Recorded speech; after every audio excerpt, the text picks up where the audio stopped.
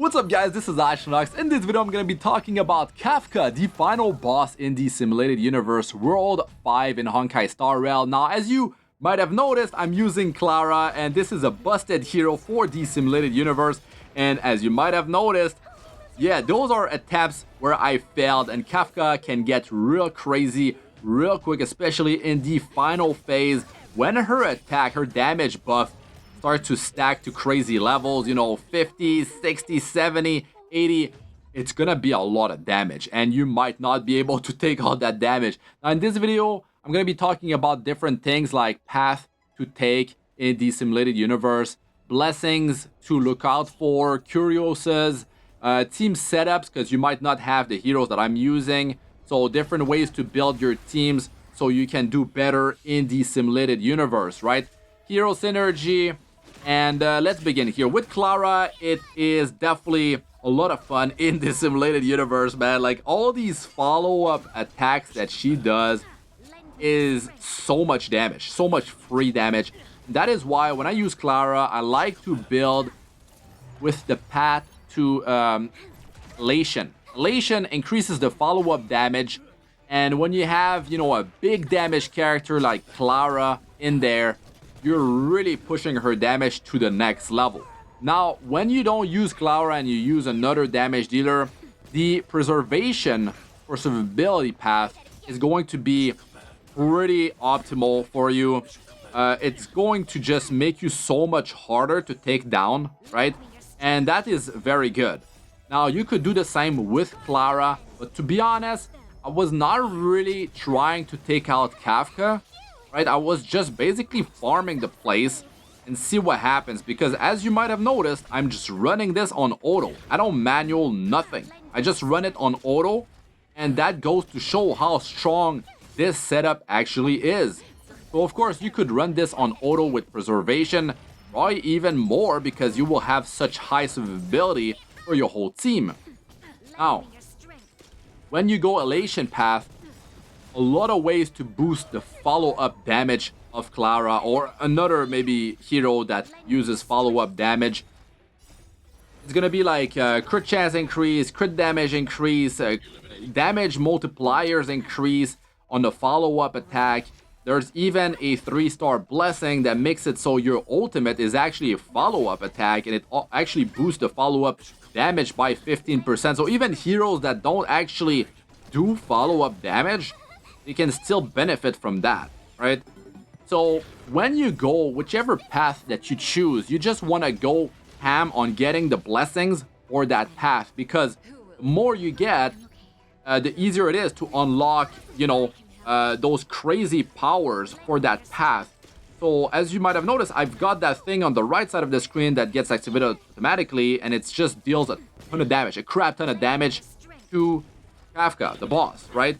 So whichever path you go with, you're gonna have some type of ability that just activates and deals a lot of damage. And that's why you just want to go and keep on taking, you know, blessings for your path, because even after you get, you know, that unlock, that ability, you still can get some other really powered up abilities to do more damage, right? And you, like, later on when you power up your tree in the Simulated Universe, there's more stuff you can unlock that allow you that when you have, let's say, I think it's like 14 blessings for your path, you get like another like damage multiplier, and all that stuff stacks and it makes up for some crazy damage, right? So Kafka, you know, phase 1's pretty easy. You deal with the ads, then you work on her. Phase 2, it starts to become harder, and phase 3 is where it depends on how long it's been taking you to get her to that phase 3, because that damage boosting buff that she gets to like a pretty crazy level. Now, you might get unlucky, and that happened to me in my failed attempt, is that she's got an ability that will crowd control, you know, one of your hero. That hero will start attacking another one of your teammate, right? So maybe it's going to be your damage dealer, and that damage dealer is going to deal too much damage to, let's say it's like your healer that gets attacked, and Kafka already dealt damage to your healer, right? Or let's say it's your healer that's crowd controlled, and now you're not getting some healing out of that, and your team starts to fall apart. So boosting, effect resistance, that is going to be a way for you to not have to worry about that, but also running cleansers, right? Because March 7, she can cleanse when she shields, right? Natasha is the same deal when she uses her skill.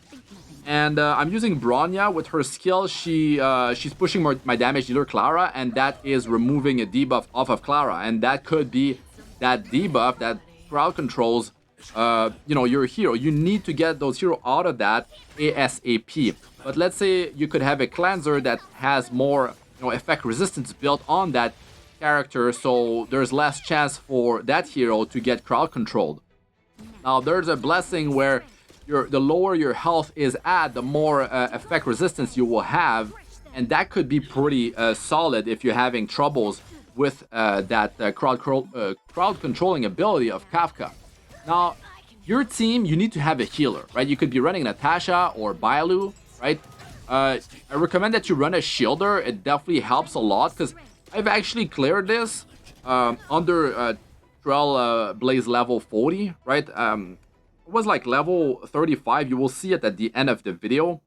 So you need to run a healer, a support, a shielder like March 7th, or maybe even the Fire Trailblazer, right? That could be a good one because she applies a team-wide shield. And you can see like this is the curios that I got, and you can see the elation path, the far right. I got 11 blessing in there, right? So I was heavily focused on boosting my follow-up damage because, as you notice, like the damage was really high of Clara every time she counterattacks. That damage is real nice, and I'm just able to make sure my team stays alive with a healer, with a support shielder, March 7th, and I'm just building a lot of health, some defense on my whole team.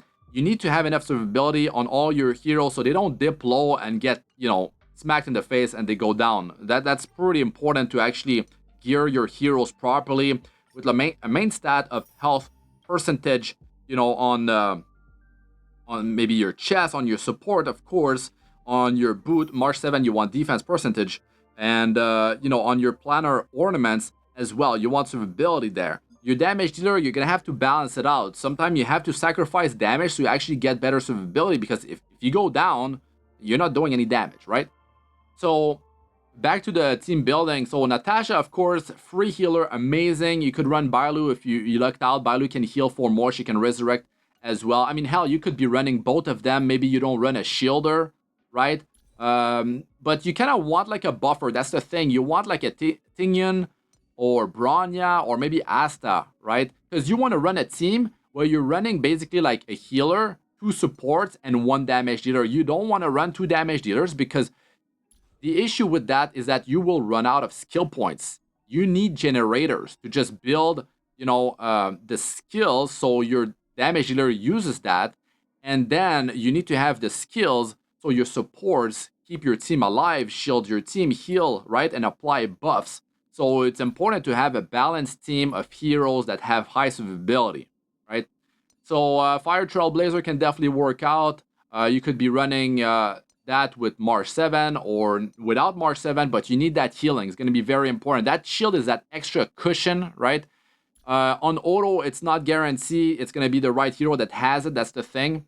But, you might have to do multiple attempts. On manual, you can just shield, the hero that is more squishy initially and then work on the other ones. That's the thing.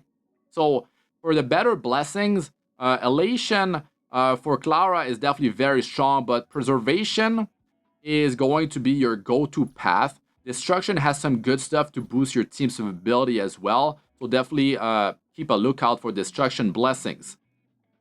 Curios, there's a lot of them. So I'm just going to go over some of the ones that I enjoy quite a bit, right? So there is the Robe of the Beauty, 16% damage for every 100 cosmic fragments that you have. Start stacking those cosmic fragments if you luck out and you get that curios, and it's going to help you quite a bit. The dimension reduction dice, 1 extra blessing after battle, but you have to choose out of 2 instead of 3. You have 2 charges. That's pretty nice. The Sealing Wax of Elation or Preservation, those are pretty nice depending on your path. Chaos Tramites, free blessing reset. That's pretty nice. When you roll your blessings and you're going for a certain path, that is very, very strong if you get some like that early on, especially. So there's a lot of different setups, a lot of curios. This is not a video to talk about that like specifically, but I just wanted to show you guys the power of Clara. And you saw what she's able to do. It's pretty crazy. If you're sitting on Clara and you still haven't built her, you definitely should. She's completely busted. But yeah, let us know what you guys think about all that in the comment section. I'm Astranox. Good luck with all ya do. Peace out for now.